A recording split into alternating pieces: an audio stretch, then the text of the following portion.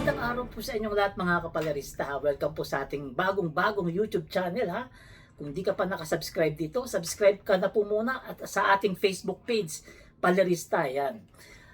Pag-usapan natin etong bagong balita. Napakagandang balita. Etong balita na to ay ayaw na pakinggan ng mga DDS. Masakit sa tenga nila ang balita na to. Kasi sampal ito sa mukha ni Tatay Dogs nila ha. Eto, pakinggan muna natin ang balita bago natin reaksyonan. Bumaba ang bilang ng krimen sa Metro Manila sa nakalipas na isang linggo batay sa datos ng National Capital Region Police Office. Ayon sa NCRPO, 78 kaso ng krimen ang naitala mula May 18 hanggang May 24. Mas mababa umano ito ng 38% kumpara sa 128 na kasong naitala sa kaparehong panahon noong nakaraang taon. Bunsod umano ito ng mas pinaigting na kampanya sa ilalim ng Enhanced Managing Police Operations. Kasabay nito, sinabi rin ng Philippine National Police na bumaba sa higit 15% ang krimen sa buong bansa. Sa unang 43 araw na pagpapatupad ng Safer Cities Initiative ng DILG. Sa datos ng PNP, bumaba sa 3,776 ang kabuang kaso mula April 6 hanggang May 18 kumpara sa 4,495 na insidente noong February 22 hanggang April 5. Dahil din umano ito sa pinaigting na operasyon kontra kriminalidad, pagpapatrolya at koordinasyon sa mga local government units at community stakeholders. Patuloy umanong palalakasin ng PNP ang mga kampanya laban sa iligal na droga, smuggling at organisadong krimen. Oh yan, nakita nyo ha? Good news o talagang napakagandang balita? Ha? Isipin ninyo ha? Bumaba ang kriminalidad sa panahon ni Pangulong Bongbong Marcos, which is totoo naman kasi talaga yan. Hindi yan may tatanggi. Di ba? Kasi bakit? Una, yung presidente natin, hindi kriminal. Di ba? Hindi kriminal yung presidente natin. Pangalawa, yung mga pulis, nagtatrabaho. Di ba? Hindi patulog-tulog. Hindi gaya dati, patulog-tulog daw. Pangatlo, yung mga kriminal, takot ngayon sa gobyerno. Kasi alam nila, kahit mabait ang presidente, maraming napapanagot sa batas.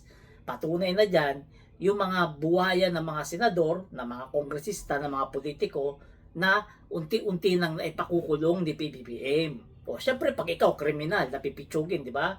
Sasabihin mo, mag-iisip ka, pipitsugin kriminal lang ako, pero, di ba? Hindi ba ako matatakot? Kung yung senador nga may ipapakulong, ako pa kayang pipitsugin na kriminal?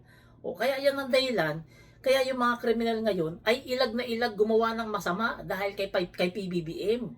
Di ba? Yun ang totoo diyan. Pero syempre,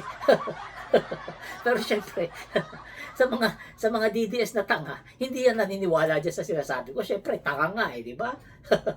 Kapag tanga ka, hindi ka talaga maniniwala sa akin kasi syempre, ang papaniwalaan mo yung kasinungalingan.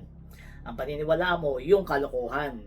Ang paniniwalaan mo yung mga bagay na makakasira sa gobyerno. Normal lang po yan sa mga tao na tanga. Pero kapag ikaw ay may pinag-aralan gaya ng maraming kabataan na umiidolo kay PBBM, hindi yan maniniwala sa mga paninira ng mga galit kay PBBM, di ba? So eto nga napakagandang balita to, di ba?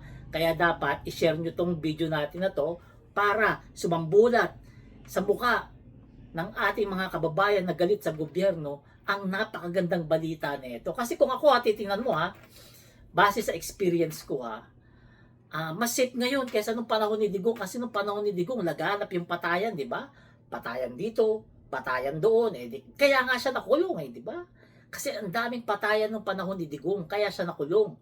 Ngayon, sa panahon ni PBBM, masasabi mo na kapag naglakad ka sa kalye, taas noo kahit madilim, di ba? Walang gagalaw sa'yo. Hindi ka mapapahamak, di ba? At ito ang ebidensya, bumaba ang kriminalidad sa panahon ni PBBM. Hindi gaya ng panahon ni Digong na laganap ang patayan. Di ba? Kaya nga siya nakulong kasi maraming patayan nung panahon niya. At inamin niya yan ni Digong, kaya siya ngayon nakakulong, hinihimatay sa kulungan.